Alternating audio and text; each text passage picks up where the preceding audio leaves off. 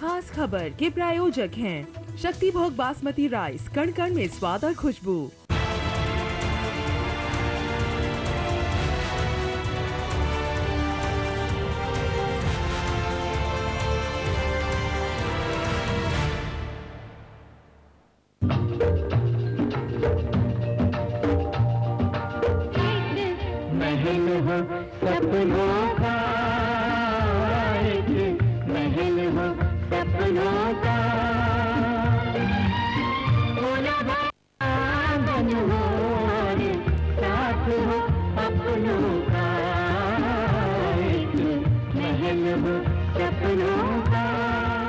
सपनों का महल तो नहीं, लेकिन सपनों का आशियाना, ये सबकी चाहत होती है।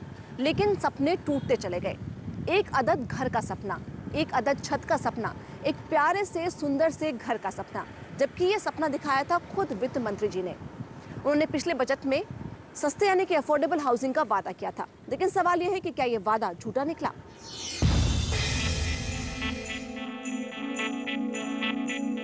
न जाने कितनी आंखों ने दिन रात एक छोटे से फ्लैट का सपना देखा, लेकिन हर बार उस सपने पर चढ़ जाता है महंगे होम लोन का बुलडोजर। पिछले एक साल में होम लोन पर इंटरेस्ट रेट 3% तक बढ़ गया और अब तो ये 11 से 12% तक पहुंच गया है। इससे पहले एक साल में ईएमआई में 20% से ज्यादा का इजाफा हुआ है। एक तो महंगी ब्याज दर और उस पर से महंगे घर, फिर भी लोग अपना पेट काटकर घर का लोन चुकाते जाते हैं। लेकिन अपने घर में रहने का सुख कब मिलेगा, ये आपको पता नहीं। आपके सामने होता है घर का पोजीशन मिलने का लंबा इंतजार। दिल्ली एनसीआर में करीब 63 बड़े प्रोजेक्ट ऐसे हैं जिनके ग्राहक 6 साल से ज्यादा समय गुजरने के बाद भी गृह प्रवेश नहीं कर पाए हैं। यहाँ पर 40,000 से ज्यादा ग्राहक अपने सपनों के आशियाने का इंतजार कर रहे हैं। हमने देखा कि ना तो ये फ्लैट कंप्लीट हुए हैं, अभी इनका सुपर स्ट्रक्चर ही कंप्लीट नहीं हुआ है और इसका कोई चांस ही नहीं है कि ये फ्लैट और 20 या 30 महीने में डिलीवर कर पाएँ। इसका मतलब है कि जो इन्वेस्टर्स हैं उन लोगों ने ये फ्लैट जो बुक किए हैं उसका पैसा इनके पास फंसा हुआ है for the last more than 36 months now, और अब आगे और 30 महीने वो पैसा फंसा रहेगा। इतनी डिले कर रहे थे कि 2008 में 2009 में मैंने ये अपना फ्लैट इनकम्प्लीट टेक ओवर किया। तंग आके मैं दूसरी दफा भी रिटायर हो गया था, सिविल जॉब से भी रिटायर हो गया था और ये घर नहीं अभी तैयार था। घर चाहने वालों को लगता है कि गृह प्रवेश का मुहूर्त अब कोई पंडित नहीं बल्कि वित्त मंत्री ही तय कर सकते हैं। अब सवाल उठता है कि क्या बेलगाम बिल्डर्स पर लगाम कसने के लिए वित्त मंत्री के पिटारे से निकलेगा रियल एस्टेट रेगुलेटर का ऐलान? क्या बिल्डर्स को सताएगा सरकारी कार्रवाई का डर? क्या बजट के बाद लोगों की उम्मीदों पर खरी उतरेगी रियल एस्टेट की छोटी बड़ी तमाम कंपनियां? और क्या अपने घर के लिए खत्म होगा लोगों का अंतहीन इंतजार? मुझे लगता नहीं कि ये 2014 से पहले ख़त्म होगा, मुझे लगता नहीं है। और इसलिए बड़ा ही डिसअपॉइंटमेंट हो रही है क्योंकि हम मूव करना चाहते थे और एवरी ईयर हर साल जो बढ़ता जा रहा है, हमारी ज़िंदगी के हर साल कम होते जा रहे हैं, तो इसलिए हम हिंदुस्तान मूव नहीं कर पा रहे।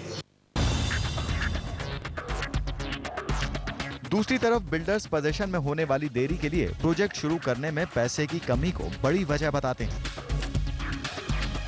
अब अगर बजट में रियल एस्टेट सेक्टर को इंडस्ट्री का दर्जा मिल जाता है तो डेवलपर्स को लॉन्ग टर्म और शॉर्ट टर्म पैसा जुटाने में आसानी होगी। दूसरी तरफ इनकी नकेल सरकार के हाथ में आ जाएगी। मैं ये समझता हूँ ग्रोथ चाहिए कंट्री में, ग्रोथ। अब ग्रोथ जब तक इंसेंटिव नहीं होगा कैसे ग्रोथ होगी?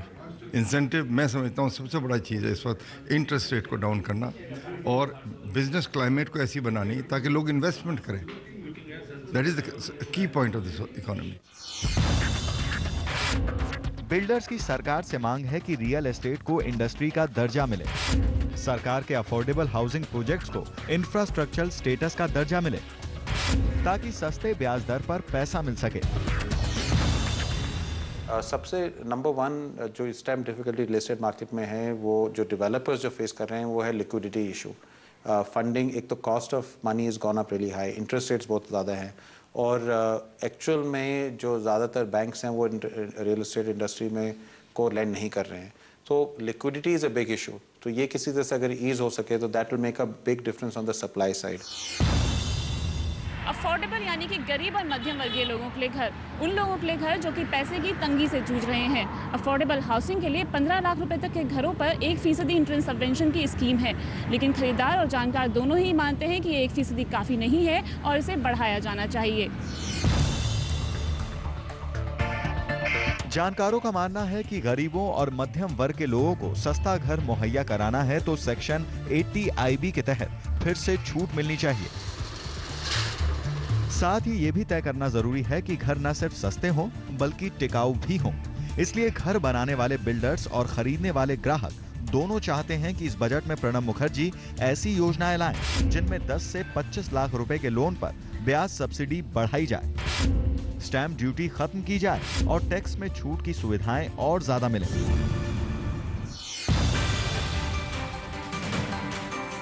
खुद 13वें फाइनेंस कमीशन के अध्यक्ष विजय केलकर का मानना है कि रियल एस्टेट सेक्टर को प्रस्तावित गुड्स एंड सर्विस टैक्स यानी GST के अधीन लाया जाना चाहिए, जिससे प्रॉपर्टी के दाम में 20% तक की कमी आ सके।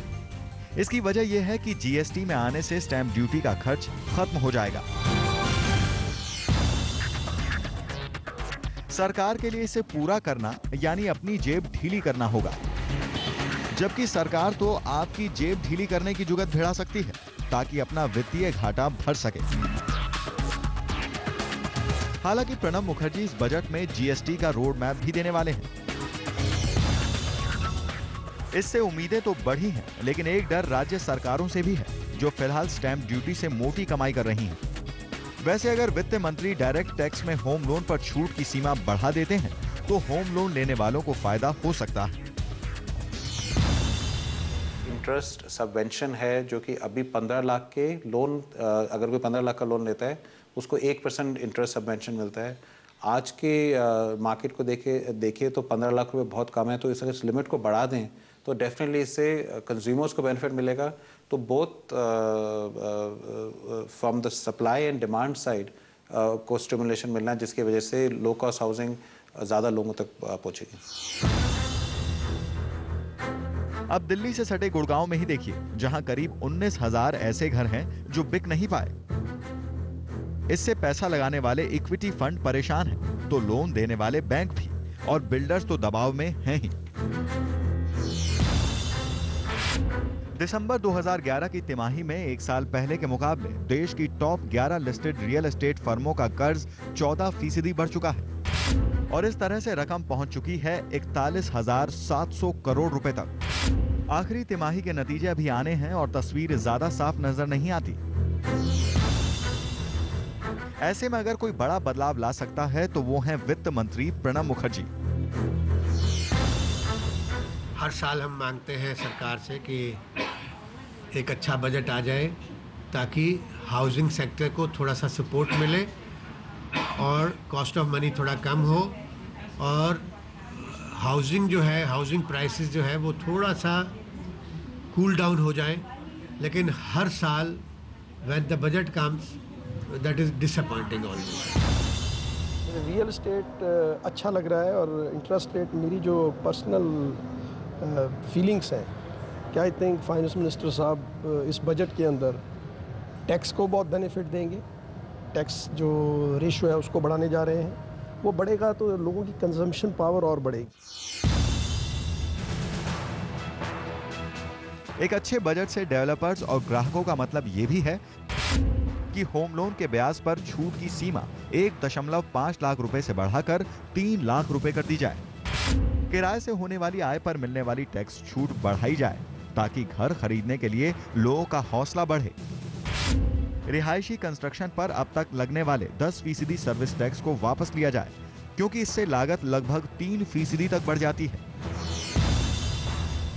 तो वित्त मंत्री जी, कुल मिलाकर रियल एस्टेट सेक्टर बेलगाम कीमतों, घरों की घटती बिक्री और साथ ही लिक्विडिटी की समस्या से जूझ रहा है। वहीं एक आम खरीदार ब्याज की बढ़ती दरों और अतिरिक्त करों के तले दबा हुआ है। ऐसे में रियल एस्टेट सेक्टर चाहता है कि आप इनकी परेशानी दूर करें और कुछ ऐसा कर दें कि खरीदार वापस बाजार में आ जाए। घर के सपने के बाद बात होगी कार के सपने की, लेकिन एक ब्रेक के बाद।